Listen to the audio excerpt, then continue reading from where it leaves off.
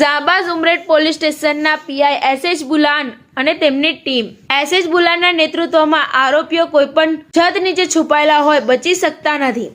ઉમરેઠ પોલીસની કાબિલે-દાદ કામગીરી। અપહરણના ગુનામાં આરોપીઓને સૂઝબૂછથી ગણતરીના કલાકોમાં દબોચી લીધા। અમદાવાદના યુવકને રબર લાઇનિંગનું કામ અપાવવાના બહાને બોલાવી ઉમરેઠમાં યુવકને રૂમમાં પૂરી બે રાક્ષસે લૂંટી લીધો હતો। આણંદના ઉમરેઠમાં ઉમરેઠની ટોળકી અમદાવાદના શખ્સને રબર લાઇનિંગનું કામ અપાવવાના બહાને બોલાવી લૂંટી લીધો હોવાની ફરિયાદ ઉમરેઠ પોલીસ મથકે નોંધાઈ હતી। આ લૂંટારુઓએ યુવકને રીતસર ગોંધી રાખી ફિલ્મી ઢબે લૂંટ ચલાવી હતી।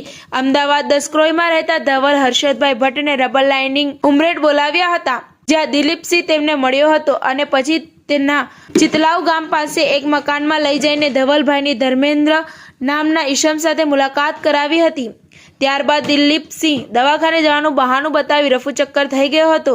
જો કે ત્યાં ધર્મેન્દ્ર સાથે અન્ય બે યુવકો આવ્યા હતા, જેમને લૂંટના ઈરાદે મારી શરૂ કરી હતી। આ લૂંટારા ધવલભાઈનો યુવકોએ મોબાઈલ પણ ઝૂંટાવી લીધો હતો અને મોબાઈલમાં રહેલા સંપર્ક નંબરમાંથી અશ્વિન પ્રજાપતિ નામના ઈસમ પાસેથી 3,15,000 બળજબરીપૂર્વક ધવલભાઈના ખાતામાં ટ્રાન્સફર કરાવ્યા હતા। એટલું જ નહીં, ધવલભાઈને ડરાવી ધમકાવી એટીએમ પાસવર્ડ મેળવી 15,000 ઉપાડી લીધા હતા।